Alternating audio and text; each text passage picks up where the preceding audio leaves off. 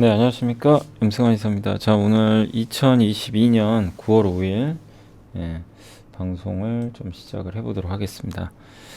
자, 오늘 뭐 이게 주말에 또 미국 증시가 좀 별로 안 좋았죠. 안 좋아가지고 많은 분들이 또 조금 우려를 하셨을 텐데 오늘 뭐 국내 증시도 어쨌든 아직 마감한 건 아니지만 좀 계속해서 이렇게 변동성이 좀 장중에 확대가 되는 그런 모습이 계속 이어지고 있는 것 같아요. 그래서 아직까지는 좀 불안정한 그런 모습이지만 그래도 오늘 대표 기업들이 좀 선전을 하면서 코스피 쪽은 좀 잘 버티는 건 같습니다. 예, 그러니까 상승은 좀 어렵지만 시장이 뭐 망가지거나 그런 흐름은 아닌 것 같고요. 근데 어렵죠. 어려운 장이지만 계속 시장이 좀 버티면서 예, 좀 회복이 됐으면 좋겠는데 뭐 주변 환경들이 너무 안 좋은 것 같아요. 뭐 유럽도 있고 중국도 청두시가 셧다운 당하고 예, 뭐 이렇게 딱 뭔가 이게 좋을 만한 이슈는 없는데 근데 우리가 그 안에서 뭔가 변화되는 걸 찾아봐야죠. 예. 그러니까 우리가 뭐 다 아는 거 가지고 초과 수익 내기는 사실 쉽지 않고요. 예. 어쨌든 숨겨진 뭔가를 좀 찾아야 되는데 그러기 위해서 우리가 공부도 하고 분석도 해봐야 될 것 같습니다. 예, 그리고 제가 이제 밀양시에 갔다 왔어요. 토요일 날. 근데 밀양에 이제 새벽부터 새벽 몇 시더라. 그때 제가 4시에 일어나가지고 KTX를 타야 되니까 갔다 왔는데 뭐 갔다 오길 너무 잘한 것 같고요. 뭐 밀양시도 너무 좋았고 그날 이제 비가 왔는데 오히려 더 이렇게 운치가 있더라고요. 그리고 되게 조용한 도시예요. 예, 진짜 조용한 도시고 근데 거기 이제 밀양 간호사회에서 저를 이제 초청해 주셔가지고 새 건물도 새로 이게 지어졌더라고요. 그래서 가서 그 이른 시간에 또 많이들 오셨습니다. 예. 그래서 이렇게 강의도 해드리고 또 질문에 또 답변도 해드렸는데 아무튼 다시 한번 이렇게 찾아오셔서 감사드리고 특히 밀양 그 간호사에 이렇게 너무 정말 환대를 해주셔가지고 예. 이렇게 너무나 다시 한번 저는 감사를 드리겠습니다. 그래서 혹시 또 다음에 초청해 주시면 꼭 가도록 할게요. 그래서 아무튼 너무 감사드린다는 말씀 그리고 거기 또 갔을 때 또 그 이렇게 선물도 좀 주시고 또 한 분은 그 따님이 또 이렇게 맛있는 걸 만들어 주셔가지고 저한테 선물로 주셨는데 너무나 감사드립니다. 예. 아무튼 예. 좀 밀양 갔다 온 게 아무튼 좋았어요 저는. 조금 이제 너무 이른 시간이어가지고 좀 그러긴 했지만 예. 자 그래서 아무튼 그 좀 주말에 그 말씀 좀 드렸고 자 오늘 이제 본격적으로 한번 방송을 시작해 볼게요. 오늘은 이제 뭐 지난주 금요일날 고용지표가 좀 있었고 E&D라는 회사 좀 아시죠? 예전에 한번 공부는 해봤죠. 자동차 그리고 유통 화장품 에너지 시장 철강 그 다음에 경제 지표 관련된 내용 그 다음에 제일모직 있었고요. 제일모직이 아니죠. 제일기획이죠. 제일기획 잘못했습니다. 제일기획 제일모직은 삼성물산으로 합병했죠. 아이폰 온라인 시장 그리고 리오프닝 카지노 쪽 얘기예요. 카지노 원자재 저희 당사 나온 자료까지 해서 오늘 그렇게 많지는 않습니다. 그래서 지난주에 이제 고용지표가 발표됐는데 고용지표는 되게 잘 나왔어요. 사실상 굉장히 고용지표는 잘 나왔다. 왜냐하면 그 비농업 부분 고용자 수가 예상이 29.8만 명인데 실제가 31.5만 명으로 뭐 더 좋은 지표죠. 그러니까 고용은 잘 나왔는데 경제 노동 참여율이라고 그러는데 이제 사람들이 얼마나 이 노동시장에 많이 뛰어들어서 일자리를 얻으려고 하는 건지 그게 올라갔어요. 이게 자꾸 올라가야죠. 이게 올라가야 그 지금은 어떻게 보면 이제 노동할 수 있는 인구가 만약에 줄어들면은 이 구하기가 어렵기 때문에 임금이 올라가거든요. 근데 저렇게 적극적으로 고용 활동에 참여를 해주면 임금 상승률에 영향을 줍니다. 그래서 실제 시간당 임금 상승률이 조금 줄어들었어요. 0. 예상보다. 이건 물가를 완화시키는 요인이거든요. 그러니까 물가가 완화되는 요인 두 개가 긍정적으로 나왔고 고용, 경기를 나타내는 이 고용자 수, 그러니까 취업자 수는 증가를 했어요. 그러니까 우리가 원하는 딱 그 그림이 나온 거죠. 그래서 미국 증시가 고용지표 발표 후에 쭉 올라갔어요. 근데 오후에 갑자기 이제 그 러시아 가즈프롬에서 공급 끊는다. 저는 그래서 급락해 버렸죠. 너무 허무하게. 그렇지만 이게 더 중요하죠. 러시아 가즈프롬도 중요하지만 이 내용은 어쨌든 우리가 그러니까 이런 걸 보면서 계속 악화되는 게 아니라 지금 요즘에 물가나 이런 거 보면 지표들 보면 지표는 선전하는데 물가 지표는 꺾여요. 그래서 우리가 좀 시장을 부정적으로 너무 볼 필요는 없다고 말씀드리고 싶고 ENDD는 이제 이게 그 촉매 만드는 회사입니다. 뭐 매연 저감 장치라든가. 근데 이제 새로운 성장 동력으로 2차 전지 전구체. 전구체는 양극재 소재 있죠. 니켈, 코발트, 망간을 하나로 합성하는 이제 그런 기술이라고 보시면 되겠고, 예, 촉매 사업과 유사성이 좀 있어서 이 사업을 했고 세계 1위 양극재 회사 유미코어와 이제 5년간 차세대 양극재 공동 개발, 독점 공급하기로 했죠. 그래서 상반기에 벌써 5,000톤 규모 설비 증설 완료했고 하반기부터는 시험 가동을 이제 시작을 하게 됩니다. 그리고 이 5,000톤의 재료는 대부분 이제 국내에서 조달하는 걸로 지금 나와 있다라고 보시면 되겠고, 이게 이제 양산이 이렇게 시작이 되게 되면 수율은 이제 100%에 가깝고 전구체 판가가 이 정도 된다는 거 감안하면 한 1,000억 정도 매출이 나올 수 있을 것 같다. 그런 좀 내용으로 생각해 주시면 좀 좋을 것 같아요.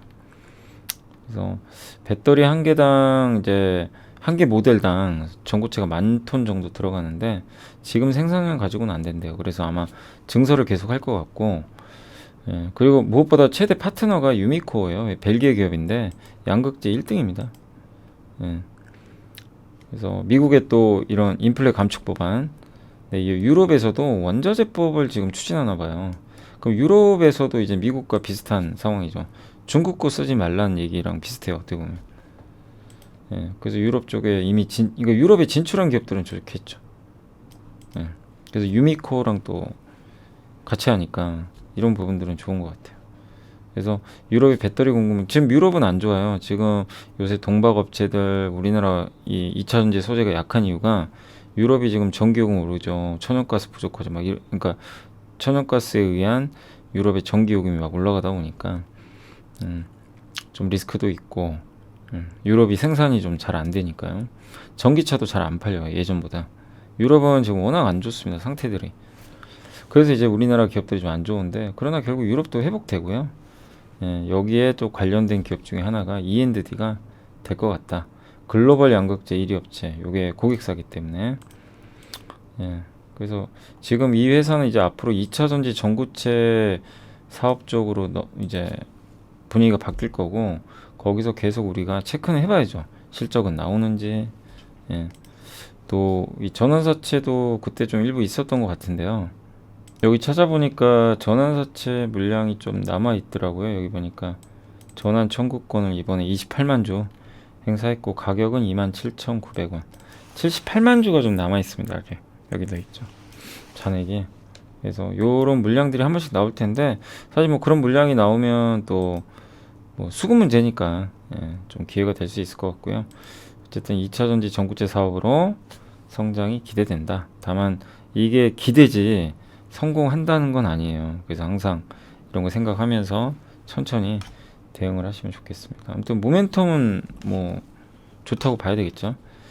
그리고 미국 인플레 감축법이 너무 과장됐다. 그래서 결론은 뭐냐면 전력 주거 비중, 요게 좀 많고, 저번 주에 우리 공부 한번 해봤죠. ESS 대용량 저장 장치 시장이 앞으로 커질 수 있다. 그게 이제 주택 쪽으로도 이런 보조금들이 많이 들어가거든요. 근데 운송 분야는 8%밖에 안 된대요. 그리고 너무 막 우려할 필요는 없다. 세 가지 방향 대응 가능하다. 현대차가 조지아 엘라바마에 공장이 있고 기아는 조지아에 있으니까 여기서 그냥 만들면 돼요. 라인 전환 해가지고 3개월. 그러나 이제 배터리 조달 이슈가 있고 나중에 또 신공장 만들게 되면 또 이게 중복되니까 거기에 대한 좀 그 문제는 있을 수 있지만 어쨌든 방법이 없는 건 아니고, 또 내후년 하반기에 2024년 2분기에 신공장을 조기 가동합니다. 6개월 당겨서. 근데 저게 30만 대가 아니라 물량을 더 늘린다는 얘기도 있고요. 환율이 지금 많이 올라갔죠. 그래서 환율이 올라가면 우리나라 제품 가격이 떨어지는 효과가 생겨요. 예. 달러는 강해지고 하니까. 그래서 환율이 작년 대비 15%나 올랐거든요. 예, 올랐기 때문에 차량 가격을 15% 사실상 이제 그냥 엄밀히 말하면 15% 낮출 수도 있는 거죠. 근데 아이오닉 5와 EV6가 보조금 3,750달러를 못 받는다고 생각을 하면 이는 원화 약세 한 7, 8% 정도 되거든요. 예, 요거를 충분히 대응 가능하고 그래서 하나증권에 그때 누구시죠? 김현수 연구원님이신가 송선재 연구원님도 자료에 적어주셨지만 그냥 가격 할인해라. 할인하는 것도 하나의 방법이다. 깎아서 아예 그냥 현대차가 보조금을 직접 줘버리는 거죠. 예. 왜냐하면 이제 환율이 높기 때문에 그럴 가능성도 있고요. 예. 그러니까 24년도에 전기차 공장이 완성될 때까지. 예. 왜냐하면 전기차 공장을 지금 지어도 최소 2년은 걸리거든요. 1년 반. 예. 그런 내용이니까. 그러니까 방법은 있다. 그래서 자동차에 대해서 너무 우려하지 말자. 이 얘기고 그리고 부품주도 잘 보자는 얘기 같아요. 그래서 여기서는 SL, 화신, 성우 하이텍. SL은 헤드램프 만드는 기업이고 뭐 워낙 유명하죠. 저번에 한번 뭐 아동 노동인가요? 미성년 노동 때문에 한번 급락했었는데 뭐 우려가 좀 완화되면서 요새 다시 급등했고 화신은 이제 폭스바겐 증설 이번에 실적도 괜찮았던 것 같아요.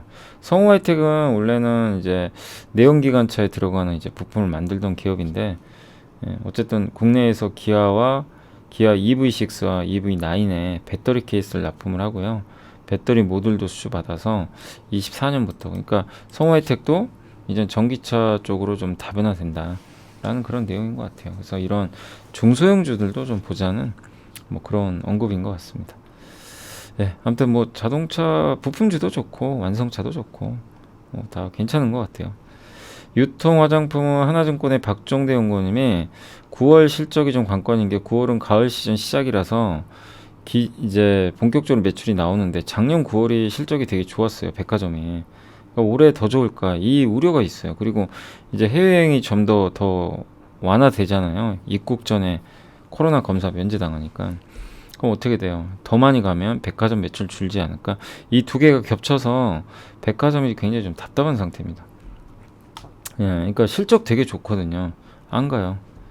이젠 꺾일 일만 남았다. 이렇게 보는 것 같아요.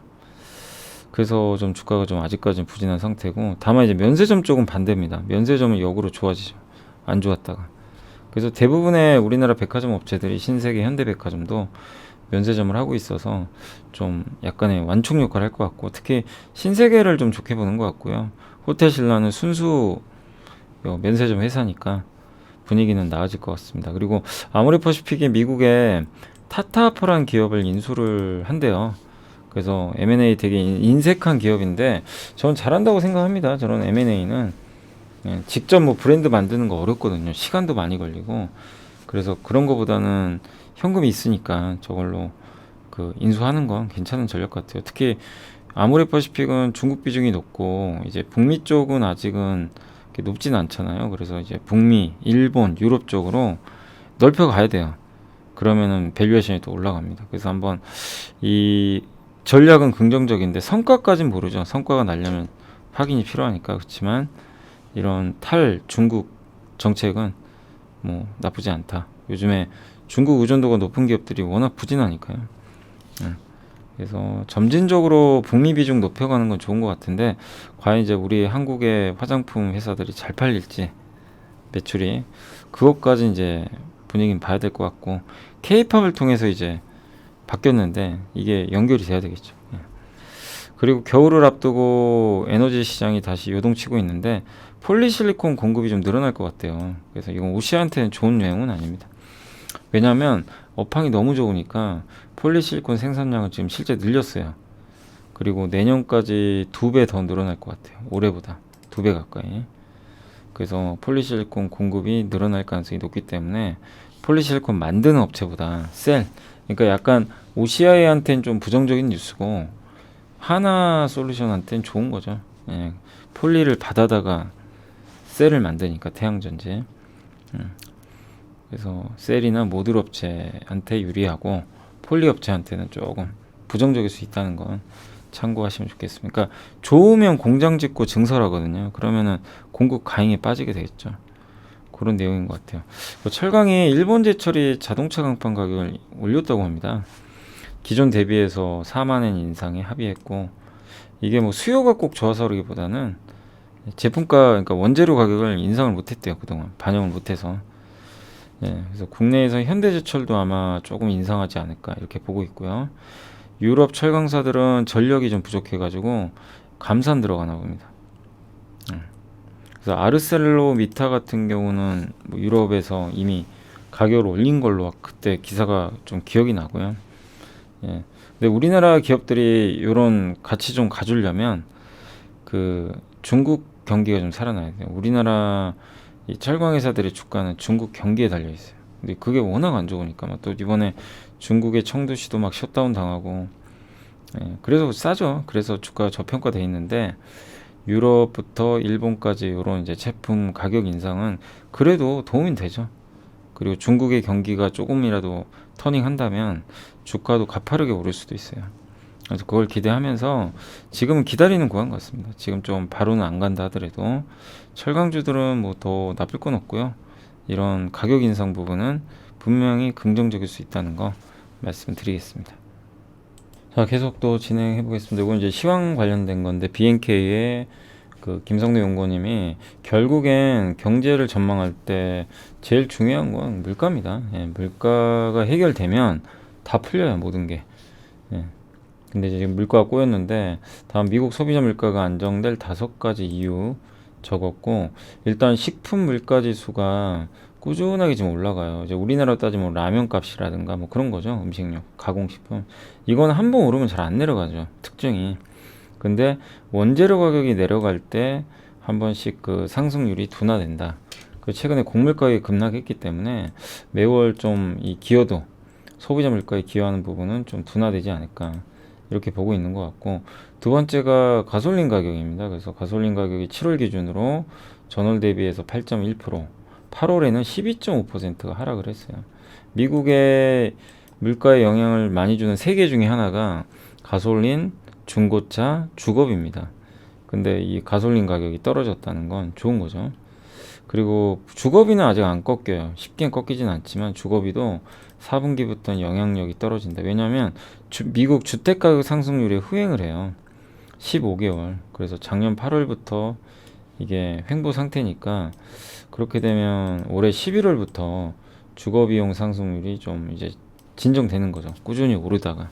그러니까 이것도 얼마 남진 않았고, ISM 구매 물가 지수도 52.5포인트로 급락을 했습니다. 7월 60에서.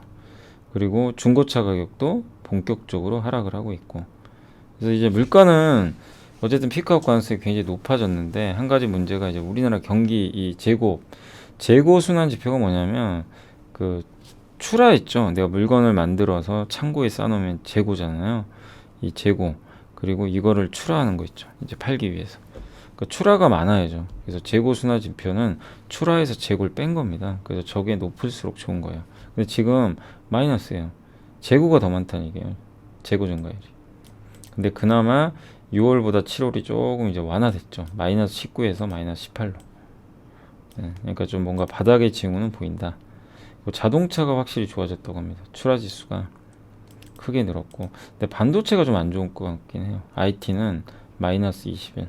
이거 아마 중국 도시봉쇄 영향 아닌가 이렇게 보고 있습니다.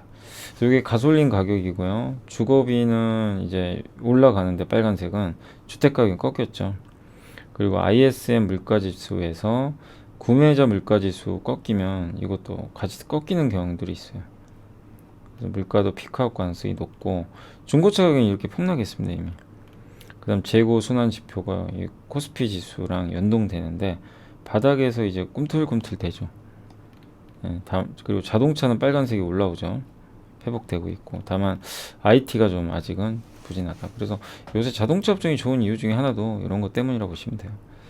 그리고 보고서 중에서 오늘 제일기에, 예, 광고주들은 이제 매출과 직결될 수 있는 전자상거래, 리테일, 프로모션 등의 광고 예산 비중을 높이고 있는데, 매체에 있어서도 개인 회사, 조직 등이, 그러니까 뭐 회사마다 또 뭐 자체적인 뭐 그런 미디어들을 갖고 있잖아요. 그죠? 저희 회사도 뭐 예를 들면 뭐 일회용 같은 거죠, 뭐. 근데 그런 이제 자체적으로 회사 조직마다 미디어를 갖고 있기 때문에 그걸 온드 미디어라고 합니다. 소유한. 예, 여기에 대한 투자를 많이 늘리고 있대요. 근데 이거를 이 회사들이 직접 한다기보다는 뭐 제일기획 같은데 외주 줄 수도 있는 거죠. 예, 그래서 마케팅 서비스를 할 수 있는 업체를 찾고 있는데, 그런 데서 제일기획은 이제 좀 성장판이 광고 대행만 하는 게 아니라 이쪽 사업으로도 비즈니스 영역을 넓힐 수 있죠. 이러면 주가 재평가 받아요. 예, 이제 그런 것도 기대를 해볼 만하고, 뭐 안 그래도 본업에서도 돈 잘 벌고요. 이번 3분기도 기대보다 10%더 잘 나올 것 같습니다. 2분기 대비해서도. 그래서 지금 계속 글로벌 지역으로도 늘어나고 있고, 올해 또 4분기에는 작년에 인건비까지 있어가지고 작년 4분기에 4분기 이익은 37%, 물론 이제 일회성 감안해야 되겠지만 증가할 걸로 기대를 하고 있습니다. 그런데도 PER은 11배밖에 안 돼요. 영업이익이 30% 이상 증가하는데도. 그만큼 이 광고 기획서를 좀 무겁게 보고 있는 것 같아요. 근데 좀 아쉬운 기업 중에 하나인 게, 아니 이 회사는 자본 배치도 잘해요. 배당도 많이 줘요. 배당도 꾸준히 늘려주고 이익 늘어나고, 근데 주가 안 갑니다. 좀 답답하죠. 성장성이 떨어지는 것도 아닌 게 이익도 이렇게 크게 증가하거든요. 그러니까 시장에서 평가가 되게 좀 박한 기업 중에 하나예요. M&A도 이렇게 꾸준하게 했어요. 그러니까 매출 총 이익이 꾸준히 늘어나죠. 보시다시피. 예. 그리고 배당 수익률이 올해 예상 기준으로 5%가 넘어요. 내년 6%입니다. 돈을 잘 버니까. 그러니까 주주 환원에 인색하면 퍼가 났거든요. 근데 주주 환원도 잘해요. 괜찮아요. 근데 그런데도 주가가 반영을 못하니까 시장에서는 광고에 대해서는 크게 성장하겠냐 이런 느낌이 있는 것 같아요. 그리고 또 결정적인 게 경기에 민감하잖아요. 광고가 경기 둔화되면 광고 안 하겠지, 이 이제 고정관념도 있는 거죠. 근데 어쨌든 요겁니다. 기업의 실적은 이렇게 좋아지고 배당도 올라가는데 이 회사는 어떻죠? 주가는 요 상태로 됐어요. 요걸 우리가 뭐라 그랬죠? 가치 투자의 영역이다. 그죠? 예. 그래서 제일기획은 매력이 있는 것 같고요. 아이폰 14가 이제 출시가 될 텐데 9월 7일 날 우리나라 시간으로 9월 8일 새벽 2시에 공개가 되고요. 이번에 아마 프로 모델이 잘 팔릴 것 같아요. 왜냐면 금 나누기가 굉장히 커졌대요. 그러니까 프로 모델에만 최고 사양이 다 들어가 있어요. 펀치월. 그러니까 지금 애플 아이폰은 이렇게 아이폰이 있으면 위에 노치 모양으로 요렇게 돼 있잖아요. 여기가 화면이 이걸 못 쓰죠. 근데 이번에 나오는 프로 모델은 저게 없어지고요. 삼성폰처럼 이렇게 구멍 하나. 근데 요게 프로 모델에만 탑재될 것 같아요. 다른 모델 안 들어가. 최고급 사양이. 예. 그래서 아마 가격은 비싸지지만 사람들이 프로를 많이 사지 않을까. 그래서 초도 생산 계획은 작년에 나온 제품 9천만 대랑 비슷하게 출하할 것 같고요. 전작만큼 잘 팔릴까? 이거는 뭐 반반인 것 같아요. 왜냐하면 지금 아이폰의 매출의 절반이 유럽하고 미국이거든요. 근데 유럽이 지금 요새 안 좋아요. 그러니까 유럽에서 수요가 줄 수 있는데 중국과 기타 지역이 좋거든요. 근데 중국도 지금 셧다운 당했잖아요.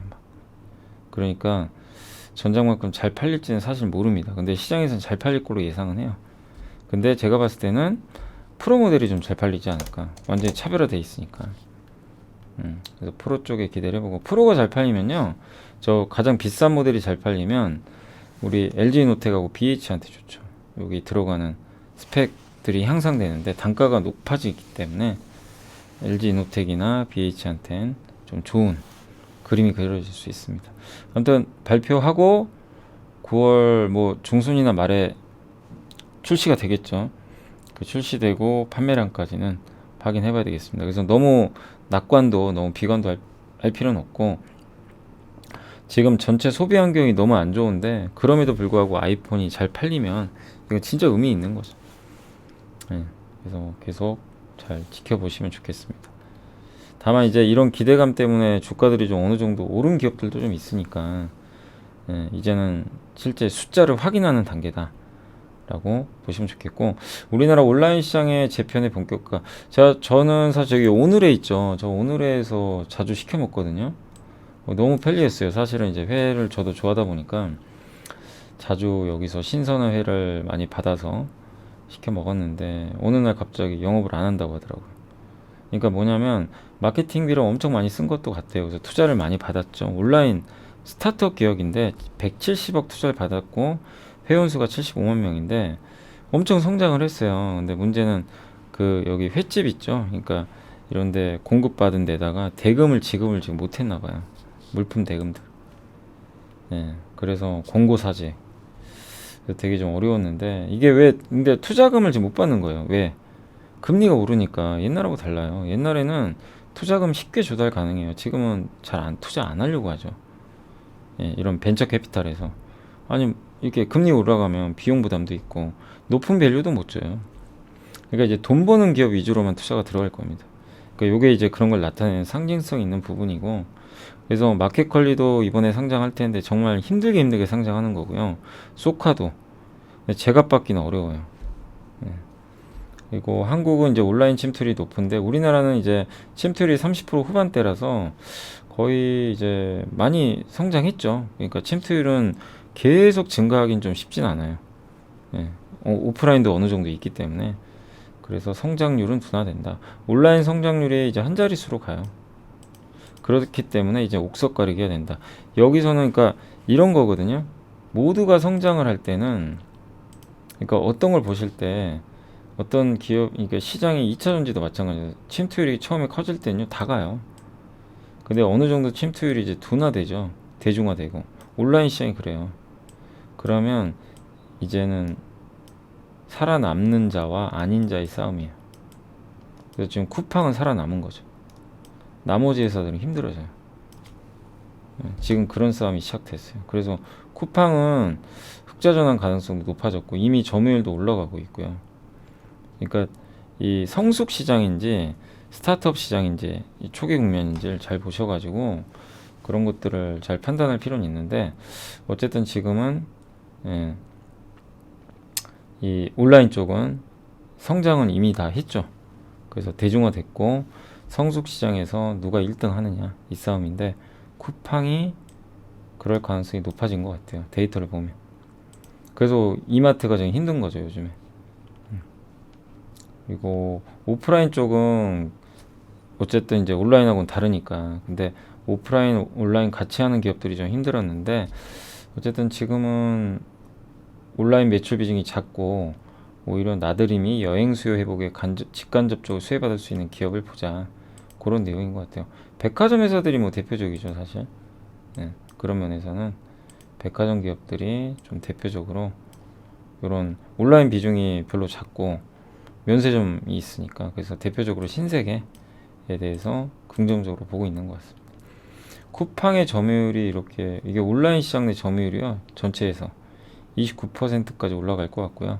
전체 소매 시장에서도 쿠팡의 성장은 꾸준히 증가할 것 같습니다. 그리고 오프라인이 파란색인데 오프라인이 증가했죠. 근데 검은색이 온라인인데 이게 매출 증가율이에요. 꺾이는 게 보이시죠? 온라인 시장 규모는 커지지만 점점 성장은 둔화된다. 아까 말씀드린 그거예요. 침투율도 점점 이제 둔화됩니다. 여기서 50% 넘어가긴 쉽지 않죠.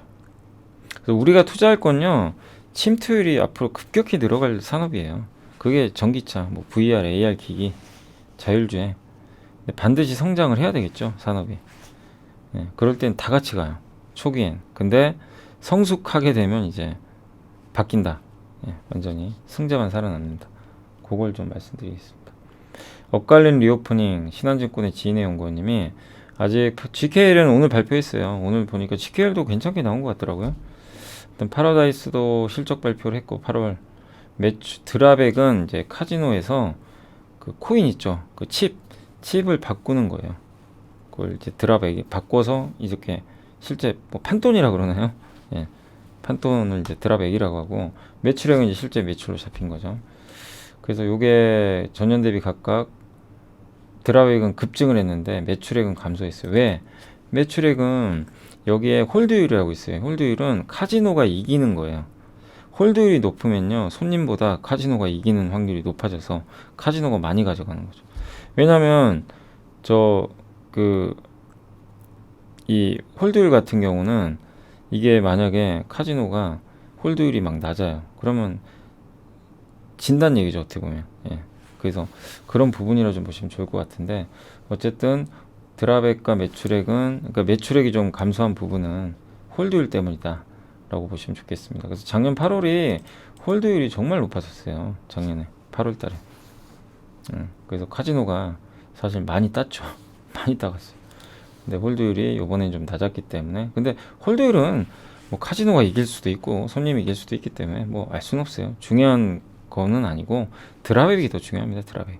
실제 카지노에 사람들이 와서 칩으로 바꾸는 거죠. 그래서 이렇게 좋고, 2019년이 이제 그 코로나 전인데 그때 대비해서도 드랍액이 62%, 매출액은 78%까지 회복돼서 거의 많이 회복이 됐어요. 그래서 방문객 증가, 드랍액 회복, 홀드율도 정상화, 매출액 성장, 이렇게 보시면 되겠고, 카지노는 또 특성상 경기 환율 이런 데 전혀 민감하지 않고요. 물리적인 환경만 개선되면 V자 반등이 가능합니다. 이게 또 카지노 업종의 특징이겠죠. 예. 그래서 이유는 세 가지인데, 4월 이제 거리두기 해제가 됐고 5월 해외 마케팅을 했고요. 그래서 실제 일본 VIP 고객이 왔고, 거기다 일본 VIP 고객이 더 늘어납니다. 10월 말까지 한시적이지만 무비자 입국 가능해요. 그럼 더 들어오겠죠. 그리고 일본 VIP 비중이 매우 중요해요. 특히 파라다이스가 저기 영종도 파라다이스 시티가 또 있기 때문에 일본 기업하고 같이 한 거죠. 그래서 가장 큰 수혜를 받을 걸로 예상합니다. 그리고 일본 VIP 비중이 가장 높고요. 그래서 파라다이스한테 좀 유리한 그런 국면은 더 이어질 것 같습니다. 그래서 저는 이런 의견에 동의를 하는 게, 어차피 카지노는요, 그 19년도에 여기였잖아요. 요 상태에서 이렇게 됐다가 이제 요 상태예요. 좋아질 일밖에 없어요, 사실. 다시 코로나 오기 전까지는. 그죠? 예, 규제 완화되니까. 그러니까 좀 편안하죠, 방향성이. 예, 그런 업종이고, 여행주는 한번 좋았다가 요새 좀 분위기가 안 좋은 게, 일단 물가 때문에요. 사람들이 여행을 뭐 예전보다 많이 안 갈 수도 있고, 비용이 너무 비싸요. 항공료, 막 지상비, 호텔비. 이러다 보니까, 그리고 일본 비중이 높은 것도 아니고, 근데 이런 항공권 가격이나 이런 것들은 미리 확보를 하거든요. 여행사 아시겠지만. 그러니까 이게 비용이 많이 나가요, 또. 예, 그래서 조금 여행주는 카지노보단 좀 매력은 떨어진다. 그리고 또 한 가지가, 이번에 교원 투어가, 교원이 교육으로 유명한 회사인데, 이 회사가 지금 그 배우 조승우 씨 앞세워가지고 여행 사업을 또 하나 봐요. 이러면 또 경쟁이 치열해지죠. 그러니까 이게 레드오션도 되는 거 아닐까. 여행 사업이 좀 재편됐어요. 왜냐하면 코로나 때문에 없어진 회사들이 되게 많아요. 근데 다시 또 이거 경쟁이 시작되면 어떡할까. 이게 또 걱정. 이건 좋은 건 아니죠. 경쟁이 완화돼야 되는데, 그래서 여행보다는 카지노 쪽을 좀 긍정적으로 보자. 네, 그런 의견이니까 좀 참고해 주시면 좋을 것 같고요. 그리고 오늘 보니까 뭐 토비스라든가, 아까 보니까 뭐였죠? 아까 어떤 기업이었더라? 예. 아, 코텍 맞아요. 카지노 모니터가 오늘 또 갑자기 막 오르더라고요. 아까 보니까, 그죠? 이렇게 보면 코텍하고, 예, 그러니까 이 카지노가 살아나니까 이런 부분들도 좀 영향을 일부 주고 있는 것 같아요. 이렇게 보시면 되겠습니다. 그 원자재, 천연가스, 러시아의 보복 너무 확대해서 가지 말자.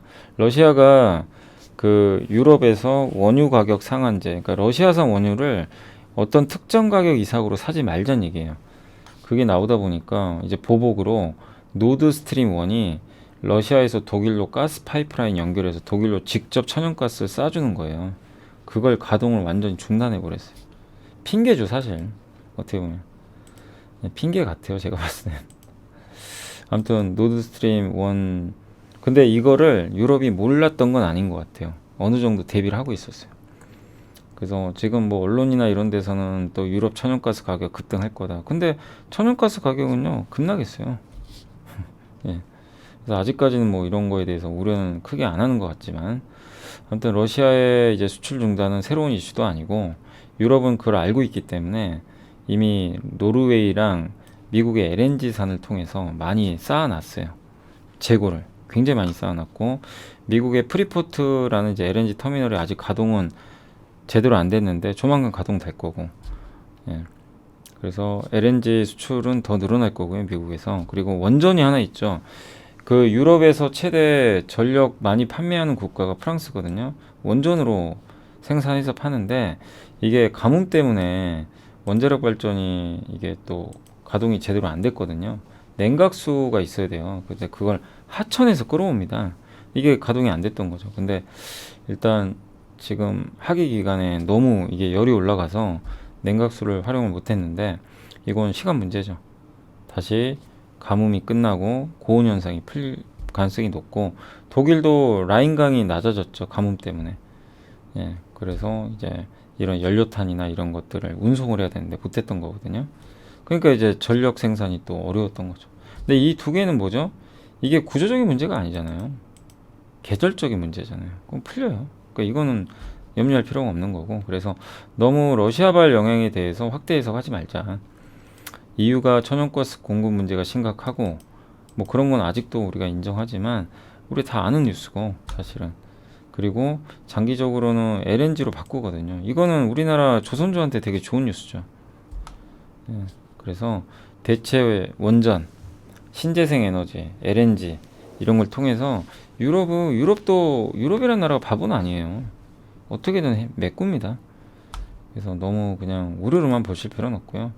이게 이 맨 밑에 있는 게 노르웨이에서 수입하는 거고, 중간에 있는 게요 LNG입니다. 확실히 LNG가 많이 늘어났죠. 요 미국에 수입하는 이 맨 위에 있는 게 러시아산이에요. 러시아가 이렇게 확 줄고요. 그러니까 러시아가 이렇게 줄면서 요게 늘어났죠. 요 예, LNG로 받는 게. 그리고 미국의 프리포트 터미널 LNG 수출량인데 요거거든요. 요게 수출 능력이에요, 평균. 요게 이제 가동이 또 재개되면, 지금 부분 이게 가동이 좀 안 되고 있는 게 지금 자꾸 연기되고 있는데 언젠간 됩니다. 또 늘어나겠죠. 그리고 유럽 전력의 20%를 프랑스가 담당하는데, 지금 원전 생산 비중하고 프랑스 원전 전력 생산 비중이에요. 똑같죠. 그러니까 프랑스에서 원전 생산이 늘어나면 전력 생산 비중도 늘어나면서 좋아지겠죠. 저건 계절성이고, 라인강 수입니다, 이게. 요게. 그리고 작년도의 수위. 작년보다 지금 라인강 수위가 이렇게 낮아요. 여기 이렇게 벌어졌어요, 한번. 그죠? 근데 요거는 이제 조금씩 좁혀질 거고, 그리고 평균치에 미달하지만 조만간 계절성이 풀리면 메꿀 가능성이 있고, 그러다 보니까 전력 발전량이 5년 평균에 못 미쳐요. 그죠? 저런 이유 때문에. 뭐 석탄이나 이런 게 공급이 잘 안 되니까, 저 라인강 통해서. 이거는 분명히 또 계절성은 메꿔지게 돼 있습니다. 그러니까 저런 이유 때문에 너무 염려하지 말자는 겁니다. 근데 이제 9월 7일 날, 9월 9일 날 그 유럽에서 에너지 대책 회의 열리니까 그 결과는 좀 봐야 되겠죠. 거기서 나오는 좀 결과를 토대로 뭐 유럽에서도 계속 대책 마련을 할 거고, 유럽의 전기요금이 대부분 천연가스 연동이 되는데 그것도 바꾸려고 해요. 원전이나 신재생 쪽으로. 그 비중을 높이는 쪽으로. 그러면 천연가스에 의해서 너무 변동이 커지지 않을 수도 있겠죠. 그래서 아마 대책은 나와요. 사람 사는 거 다 똑같습니다. 안 좋은데 그냥 방치하진 않거든요. 그러니까 너무 우려만 하지 말자. 그 말씀을 저도 드리고 싶습니다. 자, 그래서 오늘 일단 보고서는 이 정도 해드렸고, 제가 이제 전자공시나 또 시황은 조금 있다가 설명드리겠습니다. 네, 이제 주식시장이 끝났고요. 자, 여기 뭐 이제 차트가 나온 것처럼 환율이 문제입니다. 지금 원달러 환율이 정말 1360원은 이제 기본이고요. 1370원까지 넘어서 끝없는 상승을 이어가고, 이게 달러가 워낙 강하고요. 엔화는 약하고 위안화도 약해요. 보시면 위안화도 약하죠. 위안 달러가 올라가고 있고요. 엔 달러도 올라가고. 그러니까 지금 그 우리나라만 약한 건 아니고 중국이라든가 일본, 유로화 이 모든 것들이 다 달러에 대비해서 너무 약해요. 그러니까 달러만의 독주가 계속 이어지고 있는 것 같습니다. 근데 우리나라 통화만 약하면 뭐 우리나라가 문제가 있을 수도 있는데, 꼭 그런 건 아니고요. 지금 유로화도 이거 보시면 계속 빠지죠. 끝없이. 그러니까 유로화랑 우리나라 원화랑 그러니까 우리나라 주식시장이 비슷한데 작년에 유로화가 어쨌든 여기서부터 꺾여버렸습니다. 그러면서 이제 우리 한국 증시도 굉장히 고난의 시기가 왔죠. 유로화가 꺾이면 뭐 그 당시는 알 수는 없어요. 근데 그게 6월이었어요. 고점이 한번. 그리고 유로화가 반등다운 반등도 아직까지는 못하고 있습니다. 유로화가 이렇게 올랐을 때 한국 증시가 꽤 괜찮았죠. 그래서 유로가 좀 살아나야, 유로, 엔, 위안화가 다 살아나야 한국 시장에도 좋을 텐데 이게 좀 쉽지 않은 것 같습니다. 그래서 어쨌든 오늘도 국내 증시는 2400 초반까지 힘없이, 오전 출발은 좋았지만 별다른 반등 없이 그냥 계속 꺾이는 그런 모습이 나왔습니다. 그래서 2400 초반까지 그냥 줄줄 흘러내리는 그런 모습이고, 특히 오늘 코스닥은 바이오, 반도체, 2차전지가 급락을 했어요.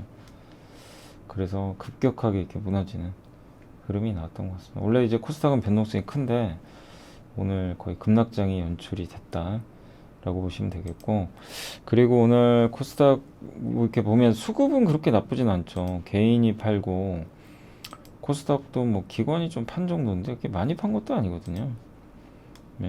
근데 오후에 또 이 금융투자가 좀 주식을 많이 사긴 했는데, 아무튼 오늘 뭐 수급이 의미가 없습니다. 외국인이 많이 판 것도 아니고. 어쨌든 오늘은 대량 매도가 없었는데도 증시가 좀 안 좋았고, 다만 외국인들은 오늘 운수장비나 화학이나 서비스를 많이 샀는데 전기전자, 이 삼성전자에 대해서는 공격적으로 좀 매도를 하고 있어요. 그러니까 반도체를 집중적으로 매도하고 있어요, 외국인들이. 이게 좀 증시의 부담입니다. 오늘도 한 1794억이나 반도체를 그냥, 뭐 반도체죠, IT면 전기전자니까 집중 매도해서 시장에 좀 부담이 됐다라고 생각하시면 좋겠습니다. 그리고 오늘 섹터 쪽으로는 뭐 이제 태풍이 오니까 거기 관련된 기업들의 주가가 되게 강했어요. 강했던 것 같고, 정유주가 오늘 좀 강했고요. S오일이 3%, 그리고 종합상사주도 에너지주가 좀 올라가면서 종합상사도 5% 올라갔고, 재난 관련주죠. 여기가 다 대부분 올랐습니다. 자동차도 오늘 이 안 좋은 장에서도 뭐 좋은 좀 분위기를 이어갔던 것 같고요. 특히 뭐 한운 시스템하고 현대차가 드디어 20만원 넘었습니다. 드디어. 그래서 뭐 자동차는 다행이고, 조선주도 오늘 좋았고요. 그리고 철강주도 오늘 괜찮았어요. 포스코홀딩스, 현대제철 좋았던 것 같습니다. 그리고 은행주 최근에 급락했다가 오늘은 좀 반등을 했고요. 타이어주들도 요즘에 분위기 좋죠. 한국타이어, 넥센타이어, 금호타이어까지. 카지노도 오늘 좋았어요. 오늘 특히 이제 코텍이 좀 좋았던 것 같고요. 2차전지는 삼성 SDI가 조금 부진한 거 빼고는 괜찮았고, 전선주, 강관업체 일부 반등했고요. 석유화학 기업, 또 오늘 이수화학이 좀 좋았네요. LG화학. 그리고 오늘 다 빠졌습니다. 오늘 바이오가 지금 유럽에서 유럽의 종양학회가 열릴 텐데 모르겠습니다. 뭐 결과가 안 좋은 건지 잘 모르겠는데 아직은 그렇게 뭐 뉴스는 아닌 것 같은데 오늘 바이오주들이 폭락을 했습니다. 일부 기업들. 여기 보시면 뭐 레고캠 바이오도 글쎄요, 이게 이유가 없는데요. 억제가. 근데 이번 주에 그 유럽 종합학회가 열리거든요. 세계 3대 학회죠. 미리 올라서 그런가요? 아니 미리 오른 건 오른 건데 뭐 악재가 나와야 이 정도 빠지죠. 근데 아니 악재는 아닌 것 같은데 왜 12%가 빠지는 거죠? 그러니까 약간 좀 납득은 좀 안 가는 그런 하락들이 오늘 바이오에서 많이 좀 나오는 것 같습니다. 아니 뭐 임상이 실패한 것도 아니고요, 그죠? 그러니까 조금 황당한 이렇게 하락들이 좀 많아요, 바이오가. 근데 저런 바이오가 오늘 폭삭 주저앉으니까 이게 코스닥이 안 좋은 거죠, 당연히. 그리고 최근에 강했던 여행주도 뭐 오늘은 안 좋았고, 폐배터리 관련주도 워낙 많이 올랐죠. 예, 오늘은 급락을 했습니다. 세비캠, 성일아이텍 뭐 너무 과도하게 오른 건 사실이에요. 예. 그러니까 폐배터리 시장은 지금 고성장하는 게 아니라 이제 앞으로죠. 근데 너무 좀 빨리 당겨서 이걸 반영을 하니까 미국의 인플레 감축법안 때문에 그래서 조금 조심은 해야 돼요. 너무 과하게 올랐습니다. 아무리 뭐 성장을 하더라도 단계적으로 가는 게 좋아요. 주가가 너무 빨리 움직인 것 같아요. 항공주도 오늘 안 좋았고요. 네. 뭐 아무래도 이제 태풍 피해나 이런 것들 때문이고, 또 중국이 지금 그 요새 코로나 확진자도 늘어나는 데다가 지진까지 발생했다고 합니다. 예, 그러니까 안 좋은 뉴스들이 계속 나오는 것 같아요. 로봇주도 안 좋았고, 반도체도 오늘 다 안 좋았고요. 대부분 휴대폰 부품 지난주에 좀 강했죠, 이쪽 섹터가. 근데 오늘은 급락했습니다. 바이오 시밀러, 쿠팡 관련주, 카메라 모듈, MLCC 업체들 대부분 안 좋았고요. 2차전지 오늘 소재주들이 좀 많이 빠졌습니다. 코스모 신소재가 5%, LNF도 한 3% 빠졌죠. 그 다음에 에코프로비엠도, 건강기능식품도 좀 빠졌고요. 아, 건강기능식품은 글쎄요, 또 오늘 많이 빠졌네요. 가상화폐, 자율주행차 또 오늘 모트렉스, 에이스테크, 뭐 넥스트칩 이런 기업들이 많이 빠졌습니다. 제지, 2차전지 소재, 면세점, 창투사, 보톡스, 뭐 반도체 장비. 그래서 오늘은 이제 코스닥의 중소형주라든가 성장주, 바이오, 반도체, 2차전지 이쪽 섹터, 또 리오프닝 섹터 이쪽이 거의 초토화되면서 그냥 폭삭 급락하는 모습이 나왔고, 코스피 쪽에서는 그래도 오늘 뭐 원자재 관련주들 있죠. 조선이나 상사 이런 쪽 정유주들은 좀 오늘 강했던 것 같습니다. 일부 강했고, 재난 관련주 좀 강했고, 다만 반도체는 좀 약했고, 자동차는 선방한 것 같아요.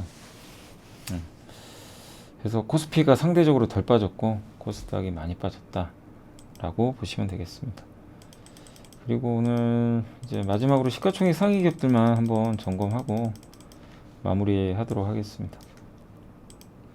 오늘은 제일기획이 오늘 아까 보고서 보여드렸지만 좋은 보고서죠. 내용이 급등했고요. 현대제철, 포스코홀딩스도 철강 가격 기대감이 조금 있는 것 같아요. 중국은 안 좋지만. 그리고 LG 디스플레이도 좀 살아났고요. LG화학, 그러나 하락 종목이 더 많았고 오늘 성일아이텍, 폐배터리예요 다.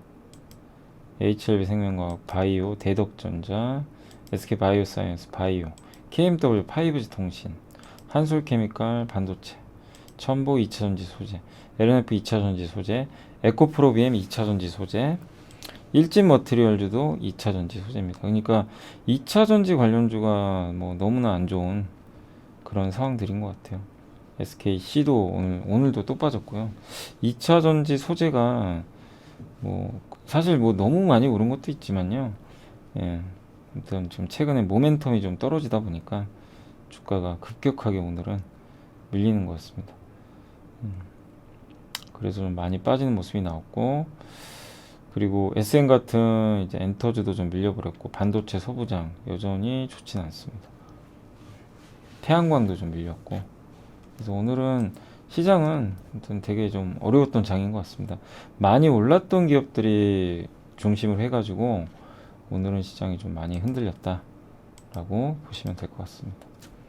오늘 주식시장은 2400 초반까지 왔고, 코스닥은 770선까지 급락하면서 양시장 어려웠고요.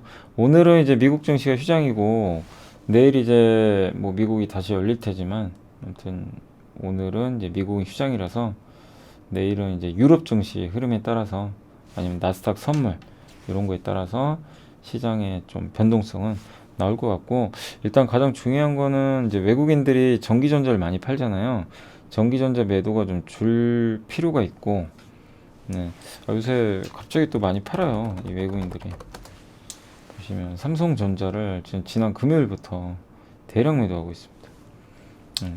그러니까 지금 반도체를 안 좋게 보는 거죠, 외국인들이. 요게 조금 개선돼야 될 것 같고요. 그리고 환율이 안정화돼야 됩니다. 요게 좀 꺾여줘야 그 추석 앞두고 좀 증시 회복되고 좀 그럴 텐데, 아무튼 요건 좀 지켜보시고, 이제 9월 13일 날 미국 소비자 물가지표 있고 9월 21일 날 FOMC가 있거든요. 이 두 개가 가장 중요해요. 근데 물가는 꺾이는 게 보이거든요. 그래서 FOMC 끝나고 나면 시장은 좀 괜찮지 않을까 이렇게 보고 있고, 근데 그 전까지는 안심은 못하죠. 불안정하게 막 오르고 내리고 할 것 같아요. 근데 여기서 우리가 해야 될 거는 결국엔, 제가 사실 이제 강연에서도 많이들 말씀을 드렸던 게 뭐냐면, 지수는 지수지만 우리가 투자할 대상은 기업이기 때문에 이 기업이 속한 산업이 앞으로 계속 성장한 산업인지, 그러니까 침투율이 낮은 산업인지 높은 산업인지 봐야 돼요. 예를 들면 아까 온라인 쇼핑 제가 보여드렸죠. 온라인 쇼핑은 이미 침투율이 높아서 더 성장하기가 쉽지 않아요. 그러면 어떻게 되죠? 점유율 싸움하는 거예요. 거기서 승자가 다 먹는 거예요. 쿠팡이 그 가능성이 높아졌어요. 근데 뭐 AR, VR, 폐배터리, 전기차 배터리, 이거는 아직 밑에 있죠. 침투율이 이제 막 올라가죠. 이런 산업은 뭐 네가 잘났네, 내가 잘났네가 아니라 웬만하면 다 갑니다. 근데 그 중에서도 물론 경쟁력이 있어야죠, 더. 그럼 좋지만 경쟁 강도가 그렇게 중요한 건 아니에요. 산업 초기 국면일 때는. 그래서 그런 산업인지 아닌지를 우리가 명확히 분석을 해서 대응을 하는 게 좋겠고, 그러니까 예를 들면 로봇 같은 거죠. 로봇 시장도 커질 텐데 이렇게 커지는 구간에서는 결국엔 어느 정도 경쟁력을 확보하면 그 과실을 따먹을 수가 있어요. 그래서 이 산업을 보실 때 침투율이, 그러니까 아직은 많은 성장을 못해서 앞으로 성장이 남아있는 산업인지, 이미 성장을 해서 더 성장하기가 어려운데 거기서 계속 독점으로 과실을 따먹는 산업인지. 그러니까 반도체는 성장도 해요, 꾸준하게. 그죠? 성장도 하는데 세계 업체가 과점이죠. 그 점이 많이 드는 거죠. 근데 진폭은 있어요. 그래서 반도체는 장기 투자가 가능한 거예요, 사실. 이제 진입 장벽이 너무 높기 때문에. 그래서 그런 거를 우리가 분석해서 계속 좀 플러스 알파를 찾아내야 될 것 같고, 그러기 위해선 우리가 내부자, 뭐 저번 주 금요일 날, 그러니까 토요일 날 제가 내부자 매수 어떻게 활용하는지 알려드렸죠. 내부자 매수도 봐야 되고, 그 다음에 보고서도 봐야 되고, 신문도 봐야 되고, 그런 걸 통해서 계속 아이디어를 우리가 잘 골라내야 될 것 같습니다.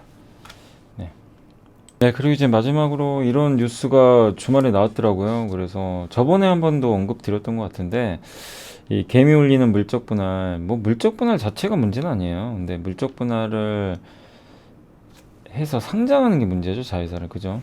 그러니까 그것만 안 한다면야 뭐 물적 분할 자체가 사실 악재라고 보기는 어렵습니다. 근데 이제 물적 분할을 해서 떼어내서 자회사를 상장시켜 버리면 기존의 모회사 주주가 피해를 보게 되죠. 주식은 못 가져가니까. 그래서 물적 분할 얘기만 나오면 증시가, 그러니까 그 기업의 주가가 급락하는 거고.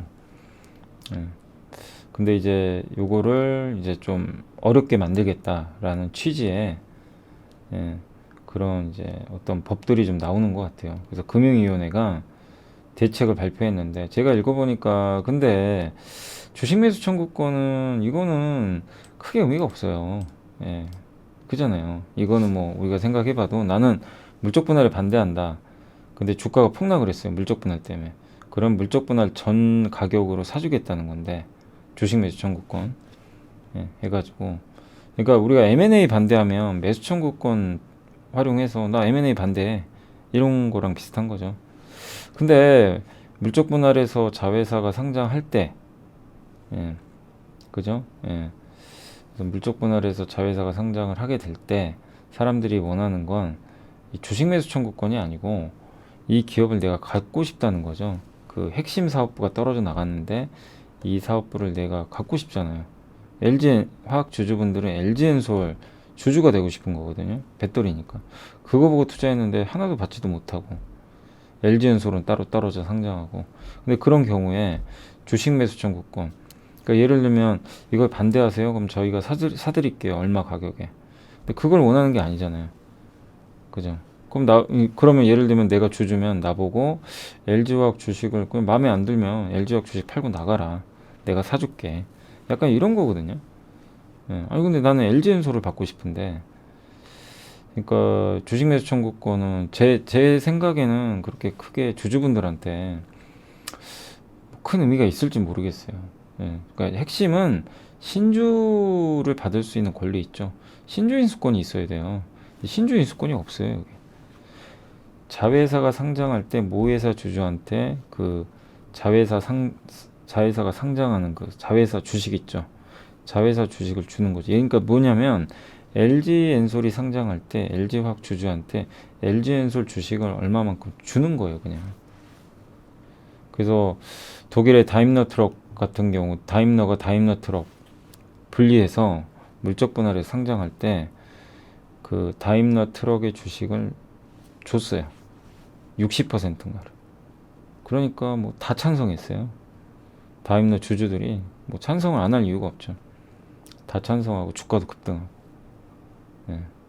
이제 그거죠. 그게 우리나라에도 도입이 돼야 되는데 한국은 그게 빠져 있어요, 지금. 그러니까 이게 아쉽다는 거죠. 그러니까 이거 주식 매수 청구권이 핵심이 아니고 신주 인수권을 줘야 돼요. 근데 왜 이게 빠졌는지 전 좀 이해가 안 가요. 이건 계속 좀 얘기를 해야 될 것 같은데. 예. 아무튼 그게 들어가야 됩니다. 이게 물적 분할로 자회사 상장할 때 심사 강화. 물론 좋아요. 그런 거 좀 강화해주고 이런 건 좋은데 핵심은 그거예요. 신주를 모회사 주주한테 주면 상장하는 게 이제 악재가 아닙니다. 나는 받으면 되잖아요. 예. 악재가 될 수가 없죠. 근데 그게 아니고서는 악재예요. 예. 그래서 지금 어쨌든 저 신주 인수 받을 수 있는 권리를 꼭 넣어주시기를 다시 한번 금융위에 부탁드리는 거고, 예. 그렇게 되지 않는다면 물적 분할해서 자회사 상장은 기존 주주들한테는 계속 피해가 될 수밖에 없다. 그렇게 좀 말씀을 드리고 싶습니다. 좀 아쉬워서 그래요. 저 기사 보면서 제일 중요한 알맹이가 빠진 것 같아서 좀 안타깝습니다. 네. 자, 아무튼 오늘 이제 시장 끝났고 오늘 좀 힘든 하루셨죠. 환율도 그렇고 뭔가 좀 답답하고 뭔가 좀 또 그리고 기업들은 또 될 것도 같은데 참 어렵네요. 예. 아무튼 시장 분위기 좀 빨리 바뀌었으면 좋겠고 유럽 리스크 뭐 각종 악재가 계속 있습니다. 이런 것들이 9월에 좀 해결이 됐으면 좋겠는데 뭔가 좀 최악은 지나가는 것 같은데 그게 잘 안 되네요, 쉽게. 예. 자, 아무튼 오늘 고생하셨고요. 그리고 제가 마지막으로 아까 제가 이제 밀양에서 제가 밀양 갔다 왔는데 아까 잠깐 처음에 말씀드렸지만 한 분이 저희 따님하고 같이 오셨는데 따님이 직접 맛있는 걸 만드셔가지고 저한테 선물로 줘가지고 너무 감사드리고 편지까지 보내주셨어요. 그래서 존경하는 염승환 이사님께 새벽길도 마다 않고 먼 길 와주신 이사님 너무 고맙습니다. 매일 유튜브를 통해 이사님의 방송을 보면서 주식 투자를 잘할 수 있게 아낌없이 쏟아주시는 밑거름과 자양분을 마음껏 먹고 있습니다. 아직은 많이 미숙하지만 염이사님과 함께 꾸준히 성실하게 공부하면서 멋진 내일을 기대합니다. 감사한 마음에 쿠키랑 빵 조금 만들었습니다. 큰 딸내미 솜씨입니다. 항상 감사한 마음으로 응원합니다. 2022년 9월 3일 구독자 히아드림. 네, 구독자니까 이게 필명이시겠죠. 네, 본명은 아니실 거라고 생각하고요. 그래서 다시 한번 감사드리고 빵 너무 맛있습니다. 네. 자, 아무튼 내일 뵐게요. 예, 오늘 좀 힘든 하루지만 저녁 잘 보내시고 내일 오전에 뵙겠습니다. 아니 내일 오전이 아니고 내일 저녁 6시 또 방송에서 뵙겠습니다. 감사합니다.